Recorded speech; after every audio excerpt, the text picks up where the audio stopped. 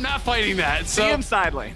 So it's one of those things that can be a tough choice. Trundle, really good answer here into the Poppy. I love that for Kenvi. We saw that got banned out by EG in the second round when they picked Poppy, so that is one of the dangers of actually blinding the Poppy jungle, is that Trundle is incredibly strong as an answer. And they also picked the Swain early for TSM. They want to deny that Swain away from a Seraphine Deathball comp, but Swain has some situations that he's much, much better in than others, generally very good against dive. But it doesn't look like Immortals are really drafting a bunch of things diving in together. Cassiopeia, one of those mid-lane mages that can traditionally just out-DPS similar ranged counterparts very effectively. Yeah, absolutely. It's interesting to actually see this getting picked up here. Cassio, not a super popular pick these days in pro at all. This is not a matchup that there's a lot of data on, but you know, Cassio is of course incredibly high DPS, does shut down a lot of these champions that do have dashes, which are very popular. Zeri coming in here, champions like Zeri can be very difficult to actually play into, so it's going to be interesting. It's also potentially flex towards top, you know, if there is an easy matchup. Cassio top into some of the like kind of binary melee champions that are picked top lane from time to time is really, really tough to deal with. So like if you're playing against like Sejuani or something, there's absolutely no chance that Sejuani can do anything to you kind of in that 1v1. So would be interesting to see if there's any potential of a flex. Mostly Revenge, I feel like, plays more the kind of like AD champions though than AD. Right, the typical fighter type of champion, right? But the other thing that I'm also thinking about, because it's Immortals, because it's Power of Evil, I think a lot of people who remember the games from spring are going to remember that tragic loss they had with Power of Evil on the Cassiopeia, with the Gargoyle's Stone Plate build that you sometimes see in high elo that really just lets her never die. But then the comms fell apart. And he was split pushing top. That was a weird to me, that was the game that defined Immortals' communication problems in spring. So now we're getting to see Power of Evil back on a Cassiopeia. I want to see those problems fixed. Absolutely. I mean, that was a sad game. He got, I want to say, like 3K up within like 8 minutes into the game. Like, it was ridiculous. He was like a full item ahead when people aren't even supposed to have an item yet. and that game didn't go well for them. So yeah, I mean, I think Immortals over the last 3 games has looked significantly better, even though they've only won one of those 3. They've been much more competitive. They've been much more cohesive. So I agree. We want to see those improvements continue to show themselves. Clearly, a lot of focus towards Revenge in the second round of the bans here on the TSM side. Banning out some of these side lane AD champions. They are very AP heavy. If you're going to have Seraphine as your farming bot, you have Trundle as your jungle, and Cassio, like, you need heavy physical damage from your top laner, right? And so they're focusing on those. You could go like Aatrox or Jace or something along those lines. I think that does kind of fit the bill here. But it can be difficult to play that out, you know, into some of this. Like when you're looking over at Poppy and Swain and Zeri, can the Aatrox actually get in on those carries and actually deal with them? That will be a big question. Enchanters were obviously banned out here. The pairings with the Zeri is the concern for Immortals, so banning out Yuumi, banning out Lulu. We're gonna have to find, is it just gonna be a standard engage support? Feels like that's what they kind of want, because yeah, I think Alistar makes some sense. You know, Nautilus, those types of things as well can also fit, because TSM has no hard engage, right? They have a lot of follow-up, but no hard engage. Amumu is also specifically really considered a great answer into Zeri because of the passive on the E, I believe it is, that actually is just flat damage reduction that works on each individual instance of the bullets that Zeri is shooting out. So you take like way less damage from Zeri than you normally would, because if you're taking off like a flat 10 damage from a 500 damage thing, that's very little. That's 490. But that's still a lot of damage. Exactly, but if Zeri's shooting out like 8 bullets and each of them are doing like 40 or whatever, well, you're cutting down the damage by like 25%, right? So that's kind of the thought process there in this Amumu into Zeri pick. And it is going to be really interesting to see how this actually works out. I am assuming that Ignor's just playing like full standard support and that he's not like a farming Amumu or anything like that. Well, we've got some pretty scary teamfight options here on both sides. Like, it's a little bit wild. Like TSM going for the very early you start out, you know, with these tier starts. It's double tier start here for Immortals, so I think they're pretty happy to just kind of chill. But it looks like it's potentially a level 2 gank here early on. Is Kenvi actually coming down? I think they're gonna go for it. What is it? The best gank path is the ones your opponents can't expect. Instinct. A little more damage will do it, and it's first blood to Immortals.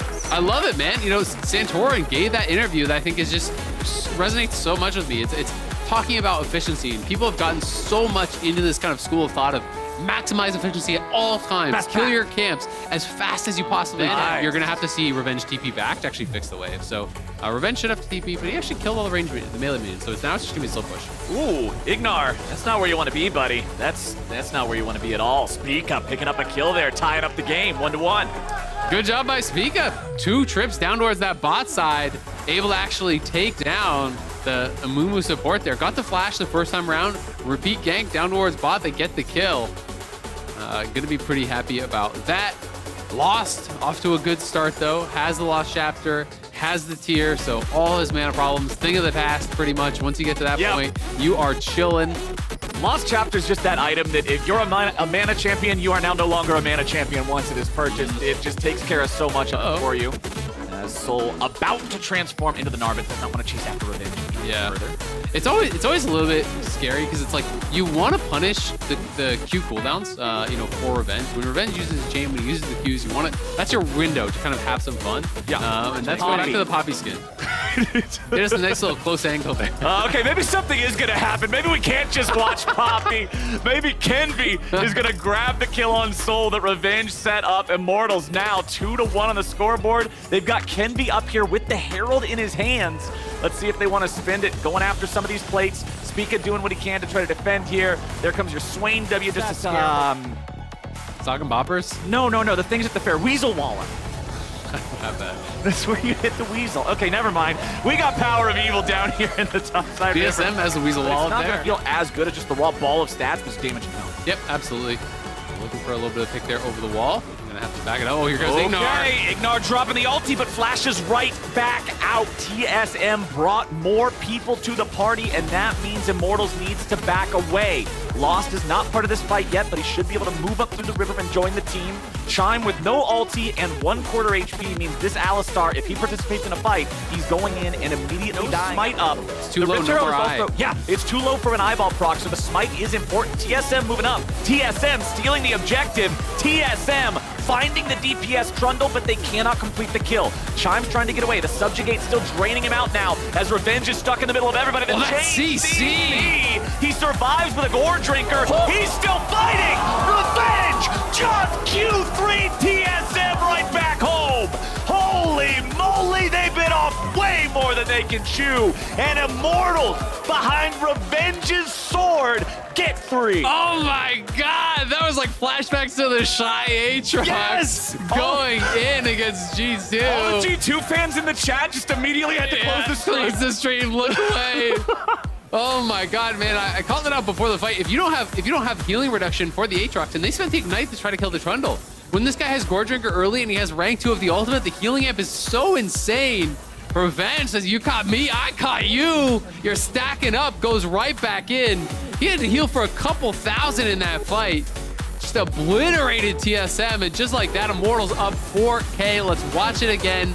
Got a little bit too low there on the Immortal side, so they couldn't actually go for the eyeball plus the smite proc. So TSM come in, they take this, but then they really say, hey, we can actually look for a fight here. The Ignite committed there onto Kenby. He's gripped back in by Maple, but they don't have the damage to actually knock him back down. And then his soul's about to Mega out. They say, hey, let's go for it. Look at the CC chain, though. It was actually really well done. Meganar into the wall up, into the wall slam. All of that comes through. He's down to about 10% health. 750 on the Gore Drinker before the healing amp, by the way. 500 on that, 600 on that. Oh my god, just every auto. Now 130, 130. Like, he is healing for thousands. If he got the R before the Gore Drinker active, he would have just gone like straight up full. For Revenge, showing the power of the healing, and he's pumped up there. Look at his face. He was feeling himself. That was such a sick highlight moment for you out of the pit. See if maybe he's able to go in and steal this one, but no, sir. It's claimed by Immortal, and Chime jumps into a 1v5. Alistar ulti's generally pretty good at keeping you alive, but will it get him out of this one? Can be still in hot pursuit. Swain W for the slow, nicely done. Chime, however, cannot escape the trophy that'll become his grave. I mean, that is 7K in the lead now. We saw C9 come back from a very similar game early on, but this one feels like it's getting really out of reach very quickly. You know, the scaling on TSM's side is not incredible by any means. It's really only the Zeri, it feels like, that can get to go, but they're TPing in. Immortal's ready to fight. Immortals wants to go for this Revenge. He TP's in, yes, but Maple is able to slow him down there with that Swain W. as Kinvi looking for any sort of damage he can find here. Power of Evil throwing out some miasma. Ignar looking for a way into the fight. Drops the ulti on 3, and Chime is dropped first. Immortals running over TSM here, but his Power of Evil removed by Maple. IMT still fighting back. Instinct's going to be the target as Kinvi backs away. Maple continuing to zone them all out here with the power of the ulti. Revenge frontlining for the side of IMT. TSM backs away. Honestly, even though they lost the trade 2 for 1, that's still about as good as they could hope for here. Yeah, absolutely. I mean, it's just rough for TSM. You can see the difference in the gold there. You know, they get that first kill on PoE. Zeri's stacking up. You start thinking, hey, you know, Swain's going, Zeri's stacking. Maybe they can make something happen, but it's like Instinct has a P-shooter. He's doing no damage whatsoever through the Seraphine and down this much on gold. So Immortals, it's going to be a bit of a slow Baron here, but right over to the Baron. They're going to take this down. Don't even need PoE. And they will be well over 10k ahead. May even wait for PoE. It looks like they are going to try to wait to give him that Baron buff as well. I like that. It makes sense. I mean, they're not being pressured whatsoever. They know no one is coming, so they will be able to grab this up. 11,000 nearly in like for TSM. They've got to try to go for this Dragon, but... Well, they jump in on Kinvi, looking for that Trundle there. Remove the ability to smite, remove the ability to fight. Power of Evil. Oh, good rejection. On the multiple targets, and Instinct is in danger. Instinct is gone. Revenge goes on a killing spree, and Maple tries to escape, but there ain't no running when Immortals just runs you over. Spica now trying to get out, but surprise, surprise, Ignar just came knocking, and IMT just gonna chase the remaining couple of players away, stop them from backing up. Power of Evil's got those Baron minions. There's your payoff in waiting 5 extra seconds. PoE's already got him in the base. The rest of the team's gonna join up. No soul required. This is an easy dub for IMT. Yeah, it's all done by the Cry, and Immortals cruising today. Really well played game. Ken, the early pathing was so strong. Revenge with a massive play in that big fight over by the blue buff, and Immortals gonna get another win here. 2-2 over the last 2 weeks have improved by leaps and bounds. They have a tough job ahead of them. The start of their split wasn't what they wanted. They got to fight tooth and nail to try to climb up those standings. But being able to absolutely slam the other teams that are with you at that lower part, that's huge. That says this is a team that's fixing their problem. Absolutely. I mean, it's